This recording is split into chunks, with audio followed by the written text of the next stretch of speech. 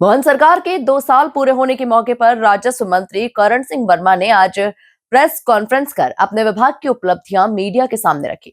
किसानों को राहत, लंबित प्रकरणों का त्वरित निराकरण और डिजिटल राजस्व व्यवस्था, इन तीनों मोर्चों पर सरकार की बड़ी उपलब्धियों का मंत्री ने विस्तार से जिक्र किया। देखिए ये खास खबर। राजस्व मंत्री करण सिंह वर्मा ने कहा कि पहले की सरकारों में यदि 25% से कम फसल नुकसान होता था तो किसानों को कोई राहत राशि नहीं मिलती थी, लेकिन मोहन सरकार ने इस व्यवस्था को बदला है। अब 25% से अधिक फसल नुकसान होने पर किसानों को सरकारी राहत राशि दी जा रही है। मंत्री ने बताया कि पिछले 2 वर्षों में राजस्व मामलों के त्वरित निपटारे के लिए 3 चरणों में राजस्व महाअभियान चलाया गया। इस अभियान के तहत 6 महीने से अधिक लंबित प्रकरणों को प्राथमिकता के आधार पर निराकृत किया गया। इन अभियानों में 1 करोड़ से अधिक राजस्व प्रकरणों का निराकरण हुआ, जिससे राजस्व मामलों के निपटारे में 22% की वृद्धि दर्ज की गई। भारत सरकार ने भी इस अभियान की सराहना की है। हमने साइबर तहसील देश के प्रधानमंत्री के नेतृत्व में, डॉक्टर मोहन यादव साहब के नेतृत्व में साइबर तहसील चलाई गई। और साइबर तहसील का है कि अब किसान को कहीं भटकना नहीं पड़ेगा, कहीं पटवारी या कहीं भी उसे भटकना नहीं पड़ेगा।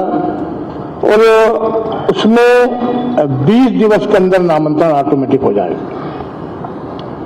इस प्रयोग को भारत सरकार द्वारा प्रधानमंत्री से उत्कृष्टता अवार्ड से भी मध्य प्रदेश के मुख्यमंत्री डॉक्टर मोहन यादव साहब और राजस्व विभाग को अवार्ड भी मिला है। सारी तहसील में 6,20,000 प्रकरणों का निराकरण किया गया है। भारतीय जनता पार्टी की सरकार में पहले गांव में मकान बना करते थे, उनको कोई अधिकार नहीं था, बैंक से लोन नहीं मिलता था, कोई भी सहूलियत नहीं थी। पर डॉक्टर मोहन यादव साहब के नेतृत्व में हमने स्वामित्व योजना लागू की। ग्राम क्षेत्र के आबादी में रहने वाले नागरिक स्वामित्व पट्टे प्रदान किए गए, उनको मालिकाना हक दिया गया। अब पट्टेदारी नागरिक बैंक से ऋण प्राप्त कर सकेंगे। 40 लाख से अधिक लोगों ने इस योजना का 175 करोड़ से अधिक का बैंक लोन भी लिया है।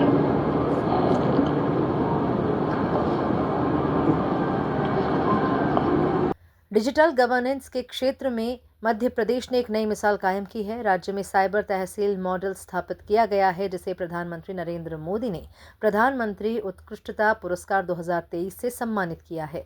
साइबर तहसील के माध्यम से अब तक 6,000 से अधिक नामांतरण पूरी तरह डिजिटल तरीके से किए जा चुके हैं। इस पहल से भूमि नामांतरण सेवाएं तेज, पारदर्शी और नागरिकों के लिए काफ़ी आसान हुई है। आने वाले समय में किसानों को भूमि डायवर्जन के लिए तहसील कार्यालयों के चक्कर नहीं लगाने पड़ेंगे। केवल विभाग को सूचना देने भर से डायवर्जन की प्रक्रिया पूरी हो सकेगी। वर्ष 2003 के में कांग्रेस सरकार की प्राकृतिक आपदा में राहत राशि की दरें अत्यंत बहुत ही कम थी, मिल ही नहीं पाता था हमको। मध्य प्रदेश में माननीय मुख्यमंत्री डॉक्टर मोहन यादव के नेतृत्व में 2,000 करोड़ से अधिक की राहत राशि प्रदान की गई। और माननीय मुख्यमंत्री स्वयं खेत पे गए और उन्होंने स्वयं देखा। पहले धान की फसल जो है वो सिंचित नहीं मानी जाती थी, और डॉक्टर मोहन यादव सरकार ने पहली बार ऐसा निर्णय लिया कि धान को भी सिंचित मानी गई। उनमें फसल गिरदावरी त्रुटिपन होती थी। वर्तमान में नया प्रयोग किया गया। अब गिरदावरी तकनीकी आधारित हो गई है। स्थानीय युवा द्वारा खेत में जाकर फसलों का फोटो खींचकर गिरदावरी की जाती है। 70,000 स्थानीय युवकों को इसमें रोजगार प्राप्त हुआ। इस प्रक्रिया में 63 नई फसलों का सर्वे किया गया। भारतीय जनता पार्टी की सरकार डॉक्टर मोहन यादव साहब के नेतृत्व में जिले में तहसील और अन्य राजस्व भवनों के तेजी से निर्माण हुआ। पहले हम 90 में एमएलए थे, तब तहसील ऐसी थी कि गिर जाए न जाना, आज गिर जाए कल गिर जाए। मगर इसमें भी भारतीय जनता पार्टी की सरकार ने डॉक्टर मोहन यादव के नेतृत्व में आगामी वर्षों के लिए विभाग नई भवनों का निर्माण हेतु बजट का प्रावधान किया गया। वाकायदे जिन भवनों का दुरुस्त भी किया गया। विभाग द्वारा 2 वर्षों में 5,200 से अधिक नवीन पटवारियों की भर्ती की। पटवारी की बहुत कमी थी कि डॉक्टर मोहन यादव साहब की सरकार है जिन्होंने विशेष ध्यान करके 5,200 से अधिक नवीन पटवारी की भर्ती की।